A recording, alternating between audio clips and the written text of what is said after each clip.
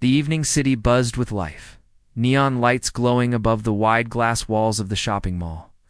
Cars crawled through the streets, their headlights slicing through the dusk. Street vendors shouted softly to attract attention. Children tugged at their parents' hands, and the hum of 1,000 conversations blended into one restless chorus. From a distance, the mall looked like a beacon of comfort, bright, polished, and full of warmth. But just outside its doors, where the tiled floor met the rough pavement, another story waited quietly, hidden in plain sight. A young man stepped out of the mall, carrying a small paper bag. His stride was steady, his shoulders relaxed, yet his eyes revealed something unsettled, a weight that clung to him even in the midst of ordinary errands. He walked with the rhythm of someone used to being alone. The glass doors slid shut behind him, trapping in the noise of laughter and music from inside. Out here, the world seemed colder. That was when he noticed her. She sat curled against the side of the building, almost blending into the shadows where the neon glow didn't quite reach. Her back was hunched, her head lowered, a scarf loosely covering part of her face. Her hands were clasped together in front of her knees, trembling lightly, the dirt on her skin speaking of nights spent outside. The crowd flowed around her as if she were invisible. Some passed without a glance, others turned their eyes away, unwilling to look too long at suffering. But he couldn't move. Something about her presence froze him in place. He stared for a moment longer, his chest tightening without reason. Then, as though pulled by a quiet force, he took a step closer, another. Each footfall echoed louder in his mind than in reality. When he was near enough, she slowly raised her head. The world seemed to stop. Her eyes met his. And for a heartbeat, he forgot the noise of the street, the cold air, the strangers moving past. The eyes staring back at him were tired, swollen, lined with years of silent battles. But he knew them. He knew them as surely as he knew his own reflection. It was her. The girl who had once filled his days with laughter. The girl whose voice used to echo like music in the rain. The girl who vanished without a word, without a goodbye, leaving him to search through silence for answers that never came. Memories hit him like a storm. Her smile beneath the glow of streetlights, her hand slipping out of his on the train platform, her figure walking away without turning back. And now, here she was, reduced to nothing more than a shadow of the past. Sitting on a pavement as a beggar, he struggled to breathe, his paper bag crinkling under the grip of his hand. She lowered her gaze quickly, shame burning across her face. Her lips parted slightly, her voice fragile, as if speaking cost her strength. "Please, don't look at me," she whispered. Her words cracked something inside him, saw the broken pride in her trembling, saw the battle between dignity and despair. Slowly, she spoke again, her voice unsteady. She confessed the truth, how she had left to chase a better life. For certain the world had more to offer than what she had with him, but life had not been kind.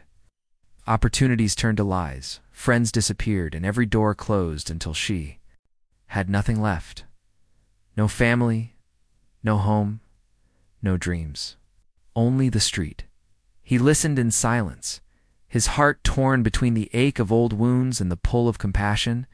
His jaw tightened, but not in anger only, in the effort to hold back tears.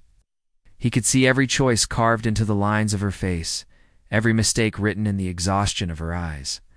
She didn't ask for forgiveness, only for him to walk away, but he didn't. He bent down slowly, ignoring the stares of people passing by. Kneeling before her, he placed the paper bag in front of her. Inside was food, water, and a warm coat. She froze, her hands hovering over it, afraid to take it, afraid to believe in kindness again. Her eyes lifted, glistening with tears, silently, asking him why. He didn't answer with questions or blame. Instead, he slipped off his jacket and gently wrapped it around her shoulders. The act was tender, almost protective, as though he was shielding her from more than just the cold. His voice was quiet, steady, carrying the weight of both the past and the present. "No one deserves to be forgotten," he said. Her face broke. The wall she held for years crumbled, and tears poured freely.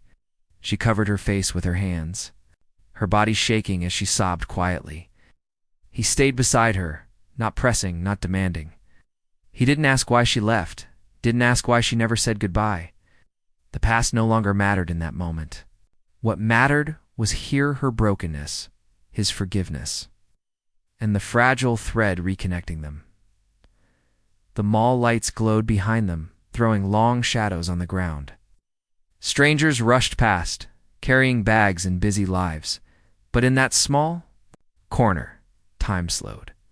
A man and a woman, once bound by love, now bound again by mercy, sat side by side as the world hurried on.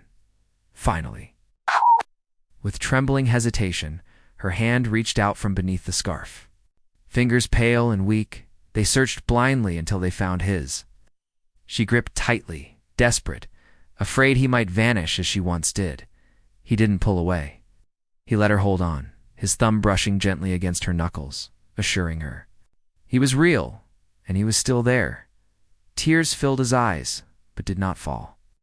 Instead, he allowed the silence between them to speak louder than words. Forgiveness doesn't always need to be spoken. Sometimes it is found in the quiet act of staying.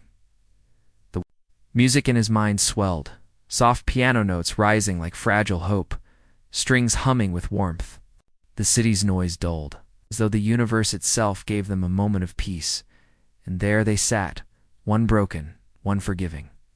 Two stories, once separated, now touching again under the cold glow of neon lights. She held his hand as if it was her last anchor to life, and he stayed. His presence, the first kindness she had allowed herself to believe in for years. For the first time in a long while, she didn't feel invisible. And for the first time in years, he didn't feel alone.